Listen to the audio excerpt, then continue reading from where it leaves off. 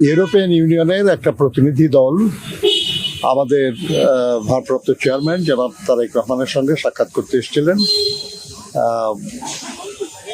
ওনার সঙ্গে আমরা কয়েকজন ছিলাম।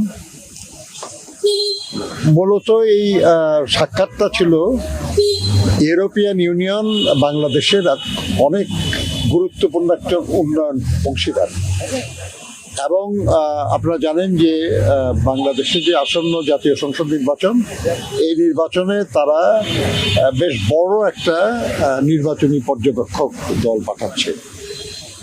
তো এই বিষয়গুলি নিয়েই আমাদের ভারপ্রাপ্ত চেয়ারম্যান মহোদয়ের সঙ্গে তারা কথা বলতে এসেছিলেন। খুব ভালো আলোচনা হয়েছে, ফলপ্রসূ আলোচনা। সেখানে তাদের যে ছিল সেটা হলো যে আসন্ন নির্বাচন কেমন হতে যাচ্ছে এবং সেখানে আমাদের ভূমিকা কেমন কি থাকবে, এবং নির্বাচন শেষ হওয়ার পরে এ দেশের উন্নয়নের ব্যাপারে কি ভাবনা চিন্তা আর কি আমাদের। এ ব্যাপারে আমাদের ভারপ্রাপ্ত চেয়ারম্যান সাহেব অত্যন্ত স্পষ্টভাবে বলেছেন যে এই নির্বাচনটা যত দ্রুত সম্ভব করার দাবিটা মূলত আমাদেরই ছিল। আমরাই চাচ্ছি যে নির্বাচন যত দ্রুত সম্ভব, অর্থাৎ যে তারিখে নির্ধারিত আছে এই তারিখেই যেন হয় এবং শান্তিপূর্ণ যেন হয়, অবাধ এবং সুষ্ঠু যেন হয়। এই ব্যাপারে বিএনপির যে কমিটমেন্ট, বিএনপির যে আগ্রহ, এটা তিনি পুনর্ব্যক্ত করেছেন। তিনি এটাও বলেছেন যে দেশের মানুষ দীর্ঘদিন নির্বাচনে অংশ নিতে পারে নাই, ভোট দিতে পারে নাই।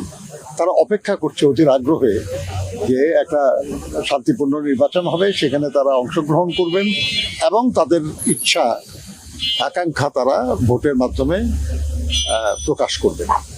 আমরা এটা জন্য আমরা অপেক্ষা করছি। নির্বাচনে আমরা সক্রিয়ভাবে অংশগ্রহণ করতে যাচ্ছি। এর জন্য যা যা প্রস্তুতি যেগুলো নেওয়ার এগুলো আমরা নিয়েছি, আমরা কাজ করছি।